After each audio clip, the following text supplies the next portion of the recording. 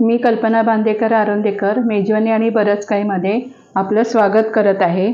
नमस्कार। आज आपण पाहूया वालीची भाजी। ही मी गावातून आणली आहे। अशी आमच्या गावी अशी मोठी वाली मिळते। ह्याला चवळीच्या शेंगा पण म्हणतात। हे बघा, तुम्ही पाहू शकता। तर चला आज आपण ही रेसिपी करूया। ह्यामध्ये हे बघा, असे जून पण शेंगा असतात, त्या आपण अशा फोडून ह्याच्यातल्या हे चवळीचा गर काढून ते आपण भाजीमध्ये वापरू शकतो। हे बघा,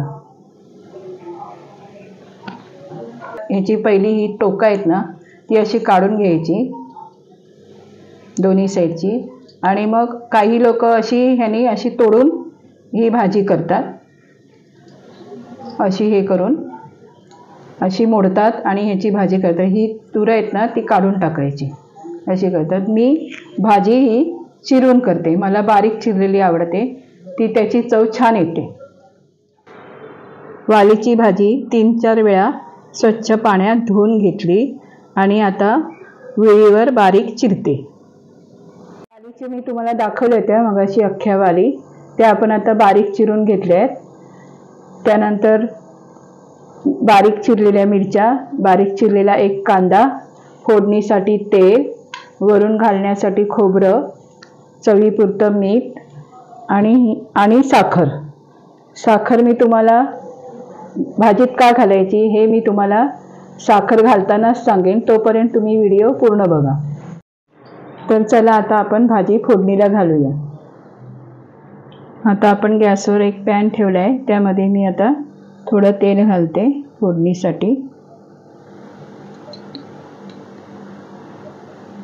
तेल गरम झालं, आपण बारीक चिरलेल्या मिरच्या त्यामध्ये घालूया।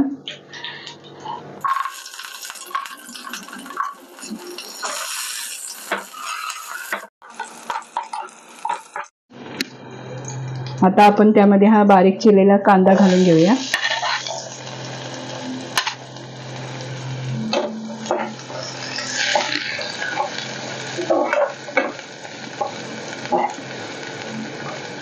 तो चांगला गुलाबी रंगावर यायला पाहिजे, नरम झाला पाहिजे। आपण झाकण ठेवूया त्यावर। तर चला आता आपण झाकण काढून बघूया कांदा आपला शिजला की नाही। कांदा चांगला शिजलाय। आता आपण त्यामध्ये भाजी घालून घेऊया।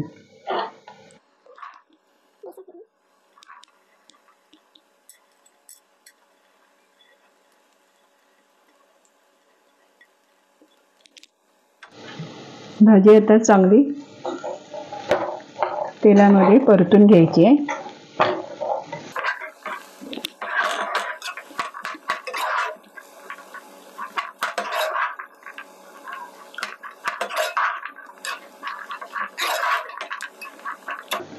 कांदा आणि मिरची त्यामध्ये एकजीव झाली पाहिजे, इथपर्यंत आपण ढवळून घ्यायची।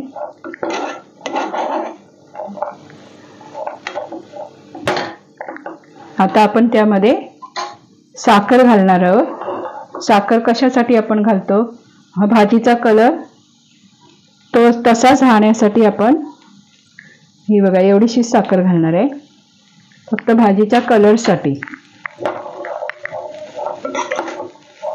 भाजीला वेळ लागत नाही या शिजायला, लगेच शिजते वाफेवर।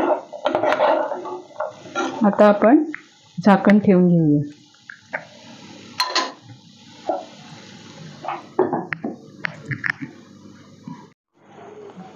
तर आता आपण झाकण काढून बघूया।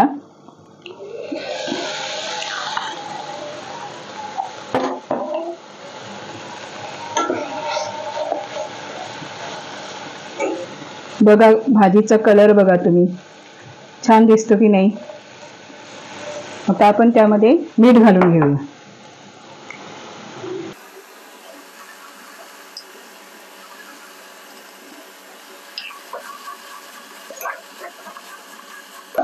साखर घातल्यामुळे भाजीला कलर मस्त आलाय बघा।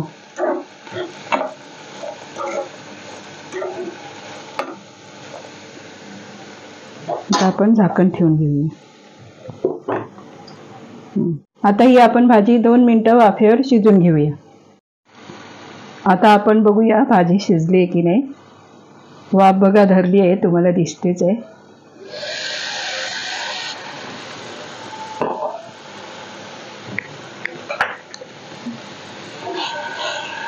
भाजी आपली छान शिजली आहे. आपण त्यामध्ये आता खोबरं घालून घेऊया.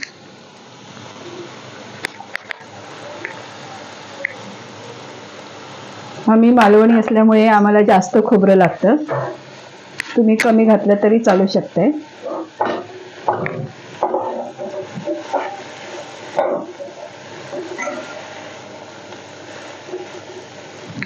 बघा आपली भाजी तयार आहे.